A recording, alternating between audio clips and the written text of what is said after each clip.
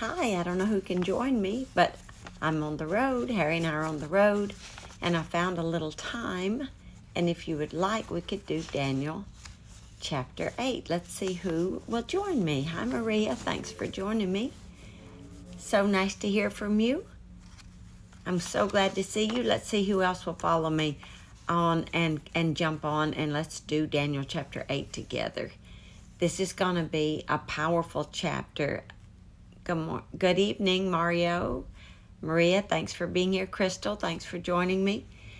Daniel chapter 8 is unbelievable deep, and it took me a moment because I had done a little research.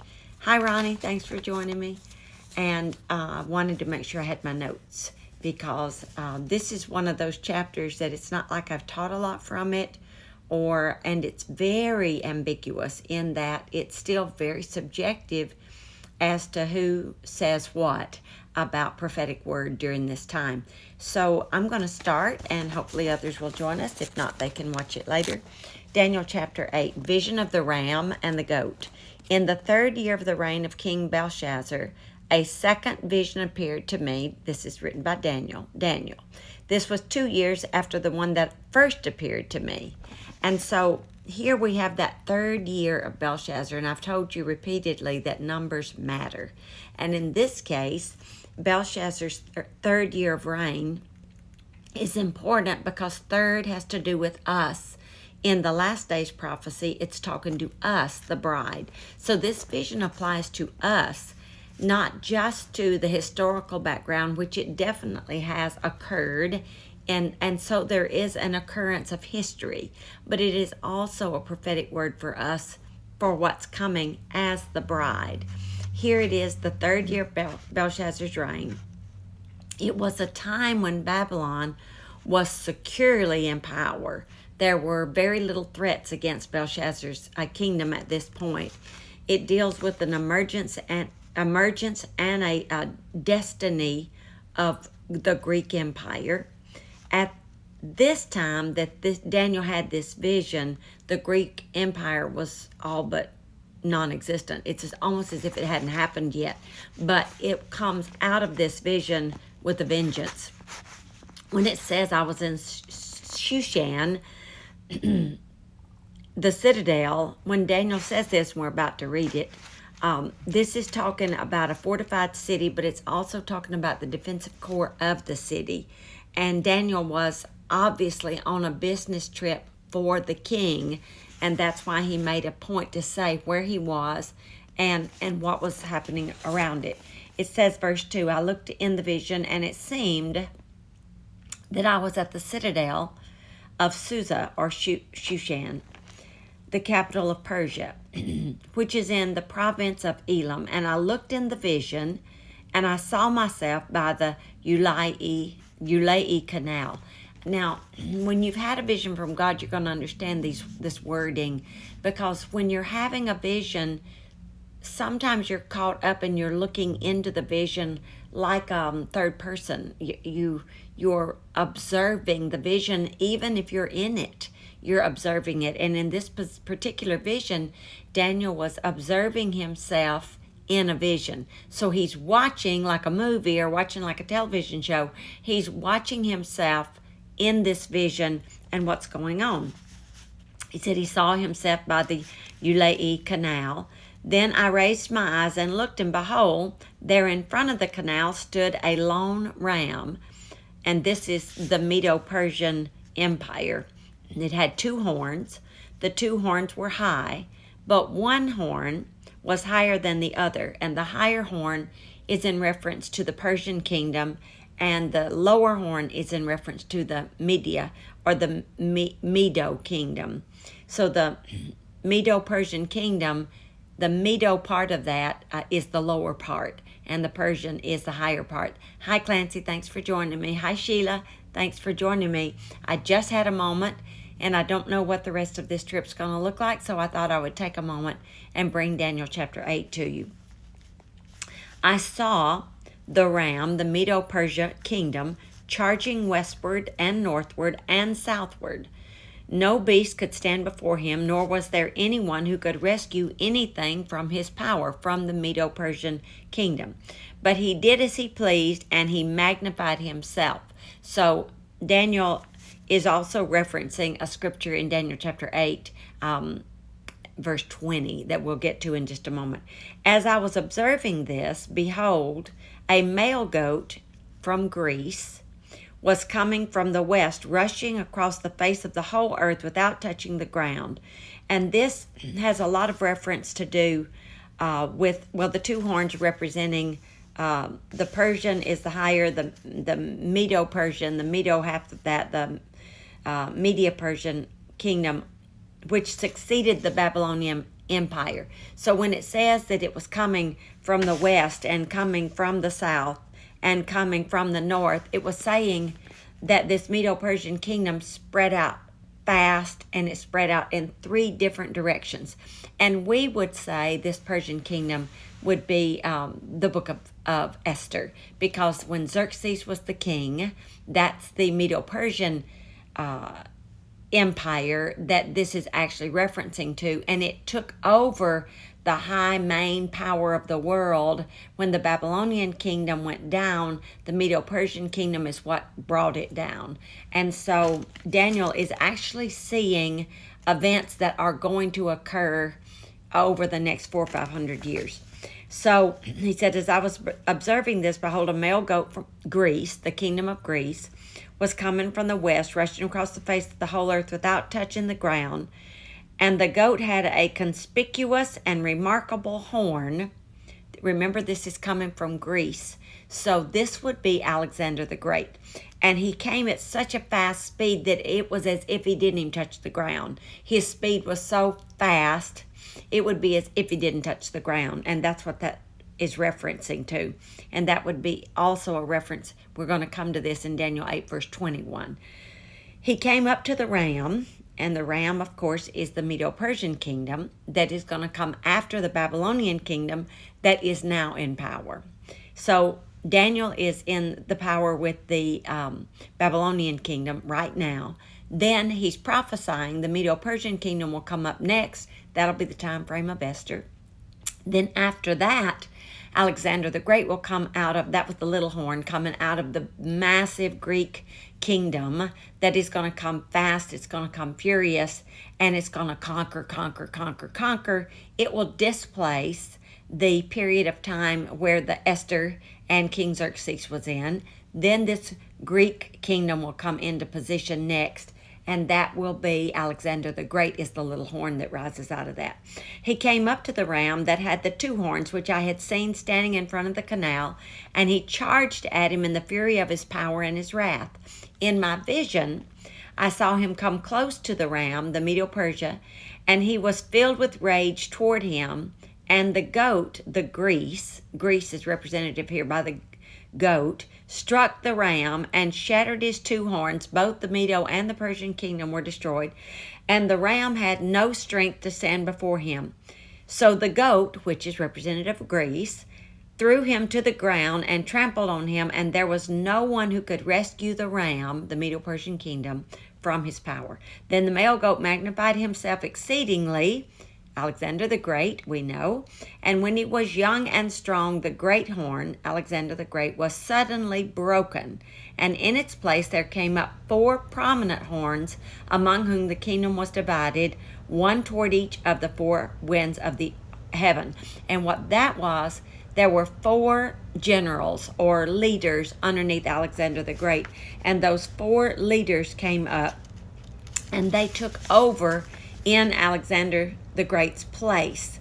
And as they did, these famous warriors, these famous leaders, these 4 rulers that came after the Greek Empire of Alexander the Great, they came up toward the 4 winds. Alexander did not divide the empire himself. He was actually, he was lost. He was gone. And these 4 men appointed themselves. And that's why the scripture reads the way it did. And so they come up out of this, these 4 generals, and they take Alexander the Great's position after his death. Then these 4 generals, Cassander, he took over the Greece and its region. Lysimachus took over Asia Minor. Seleucus took over Syria and Israel's land. So Seleucus took over the Promised Land and Syria. And it's Ptolemy. I'm not sure how you would say that. Ptolemy took over Egypt. Now it says here that these 4 generals took over its position. We're in verse 9. Out of one of them, Antiochus the fourth, Epiphanes, came forth a rather small horn, but one of irreverent presumption and profane pride. That's really bad. When the pride is so bad, it's called profane pride, which grew exceedingly powerful toward the south, toward the east, and toward the beautiful land of Israel.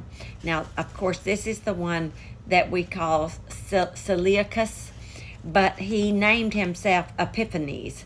Now, the Greek language was coming up to become the common language at this time, and starting with Alexander the Great and then these 4 leaders afterward, the army was exceedingly strong, and they were taking over the culture of all the regions and trying to make like one language and one culture, the Greek culture, a common language. The New Testament was so influenced by it that the New Testament was written in Greek, not in Hebrew and not in Aramaic, which this book of Daniel was written in Hebrew and written in Aramaic, and now in chapter 8 it goes back to Hebrew.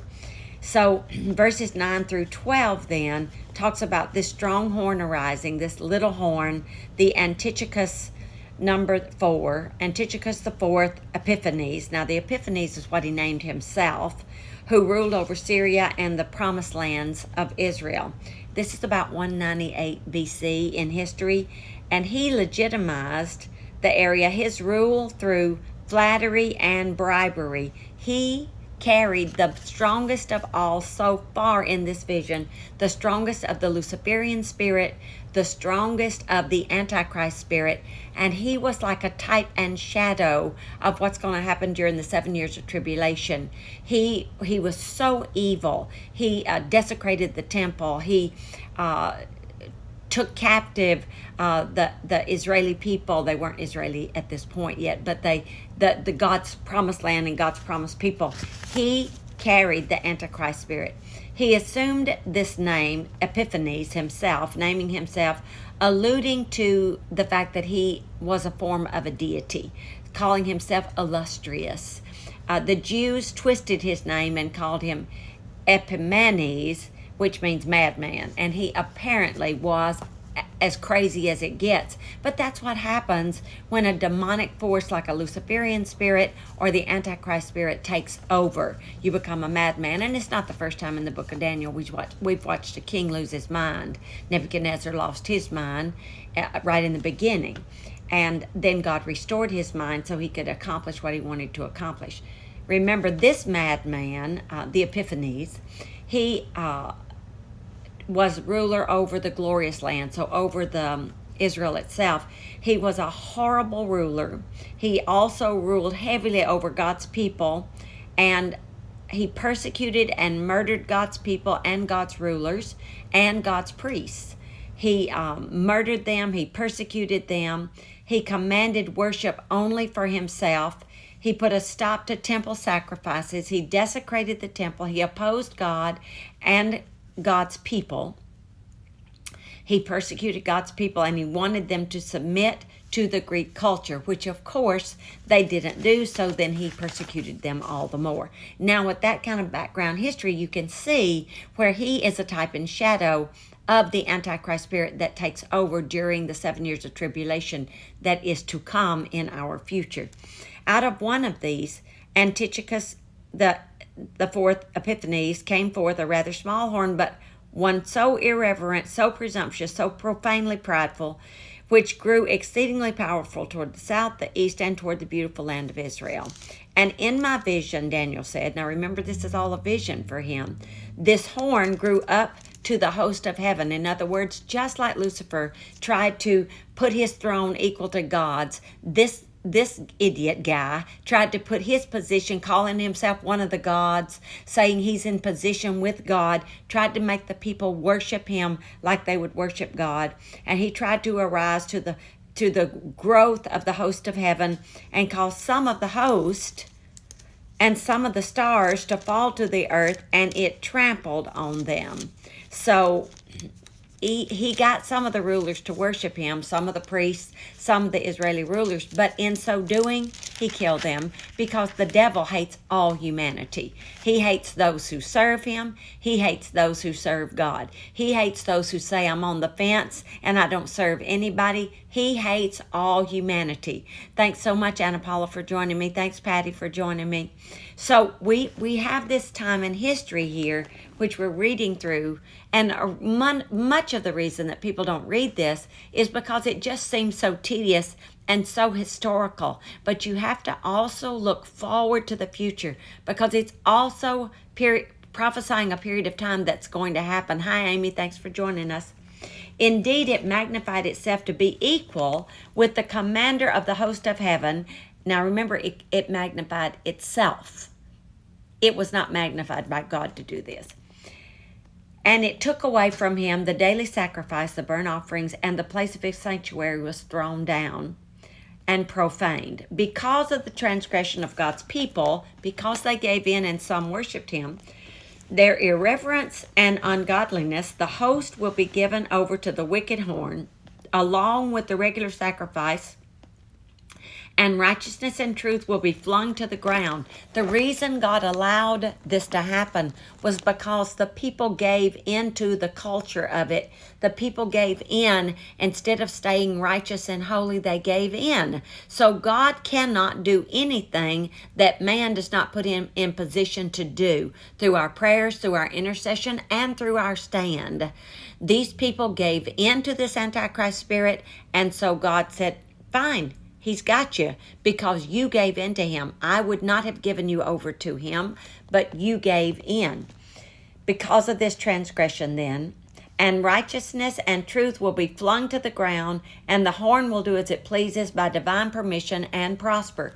That's why we must see this as a lesson for our future. We cannot give in to culture. We cannot give in to the Antichrist spirit. We cannot give in to this Luciferian spirit that's trying to raise itself up equal to God. We, God's people, must stay strong in what we know to be true.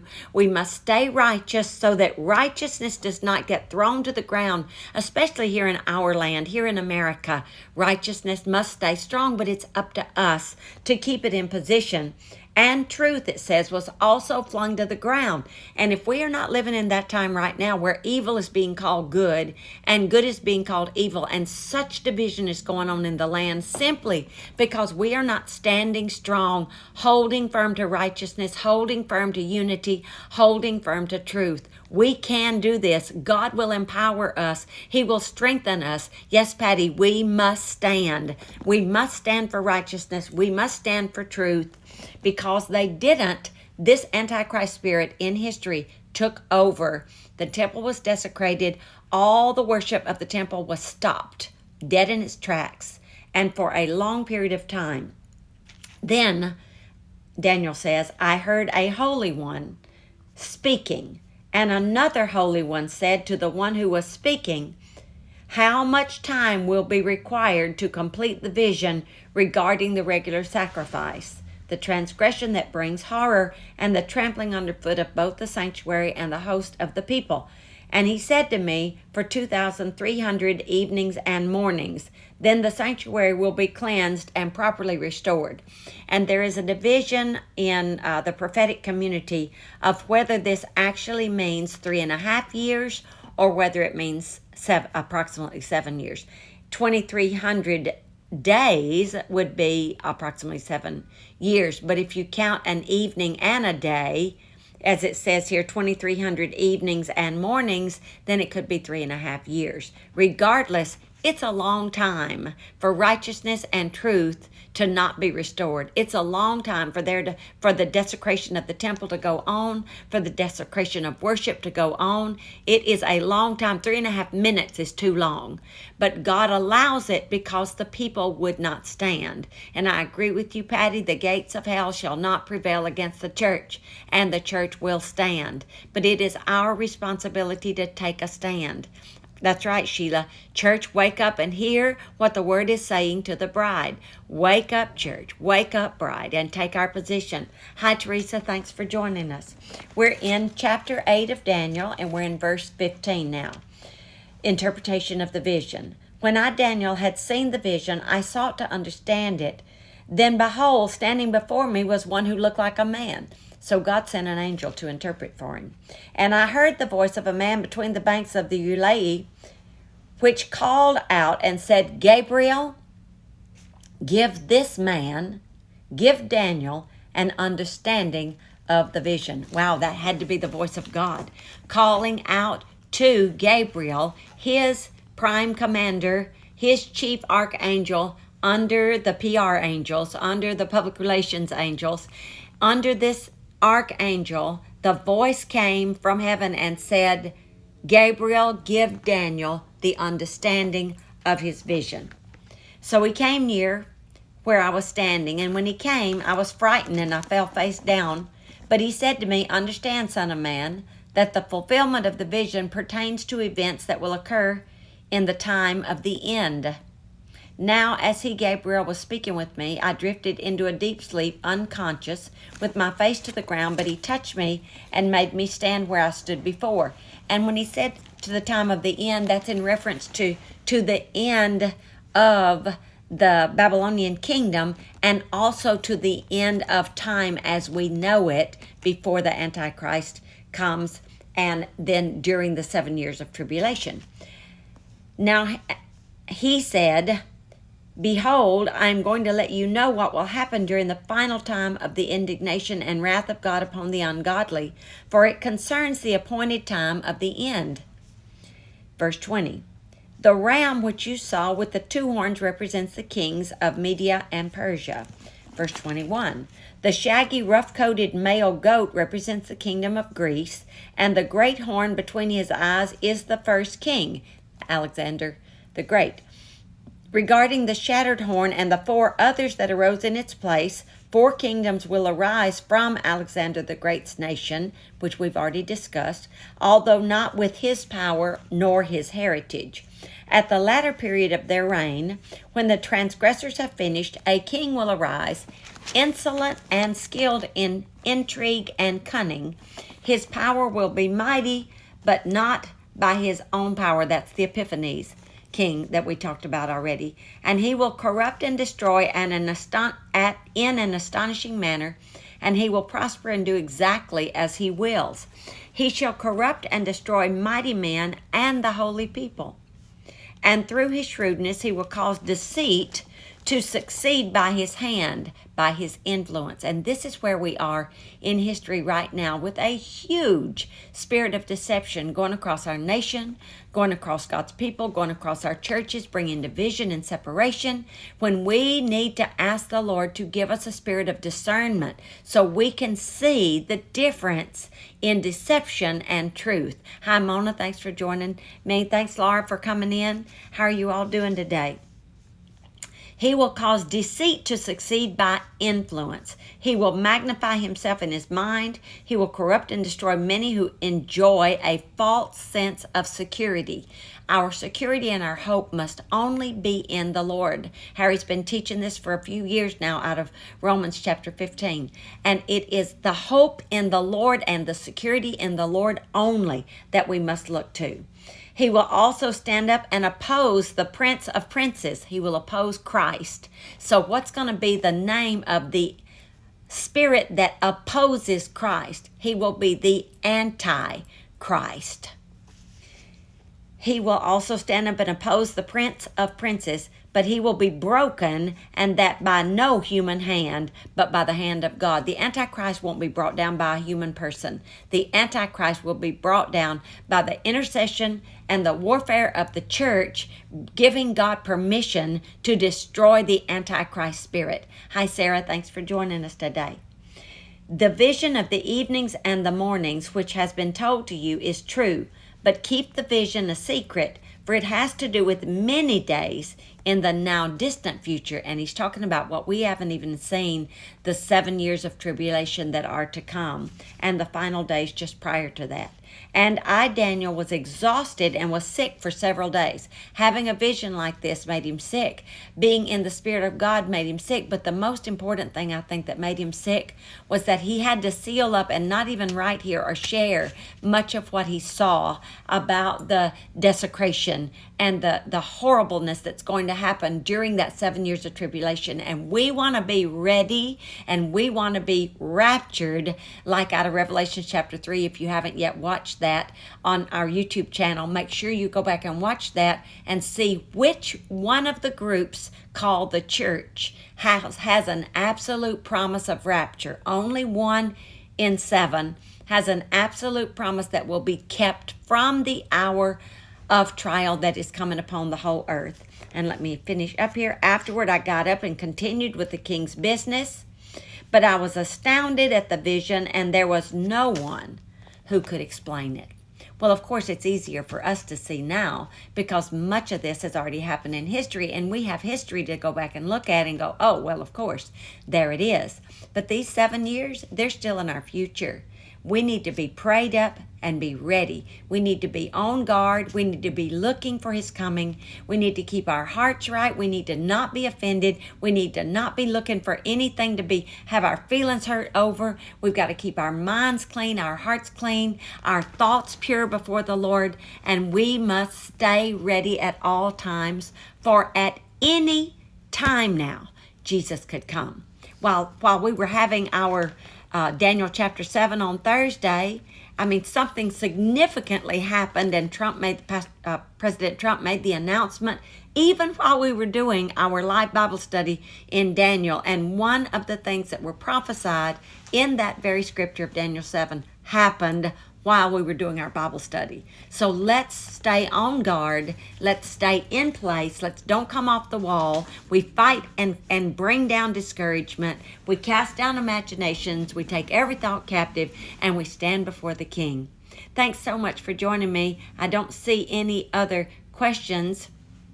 Thanks, Mona. I'm so glad you love these Bible studies. I do too. And we have a few more chapters left, and I will upload this right now to our YouTube channel, and so you can watch it there and study it and pause it.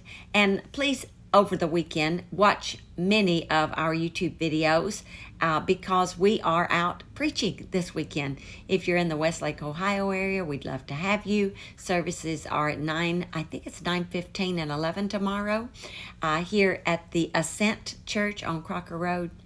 And then we will be next weekend in South Bend, Indiana.